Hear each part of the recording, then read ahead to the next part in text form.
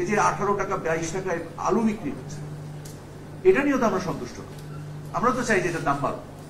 আমি ব্যক্তিগতভাবে চাই যে আলুর দামটা বেড়ে যাবে, বাড়ছে না, কারণ এটা তো সরবরাহ এবং ঘাটতি, ওখানেও তো সিন্ডিকেশন হতে পারে। কারণ আলু তো সংরক্ষণ করা হয় কোল্ড স্টোরে, মানে পেঁয়াজের থেকে আলু সংরক্ষণ তো আরো অনেক সহজ, বাট তারপরে তো দাম বাড়ছে না। আমি তো চাচ্ছি ব্যক্তিগতভাবে যে আলুর দামটা বেড়ে যাবে। আপনারা যেন অন্য সবজির যে দাম নিয়ে আপনারা কমপ্লেন করতেছেন, আপনারাও একটু মিডিয়াতে বলেন যে অন্য সবজি কম কিনে একটু আলু বেশি খাই আমরা, তাতে যেন একটু কৃষকরা লাভবান। তো আমাদের তো সামগ্রিকতা নিয়ে চিন্তা করতে হবে। আমরা তো বাইসাইকেলে চড়ি না যে যেখানে মনে হলো নেমে গেলাম, আর যেখানে মনে হলো উঠে পড়লাম, আবার একটা গলির মধ্যে ঢুকে পড়লাম। দেশের সামষ্টিক অর্থনীতি তো it's not a bicycle, it's a big sheep.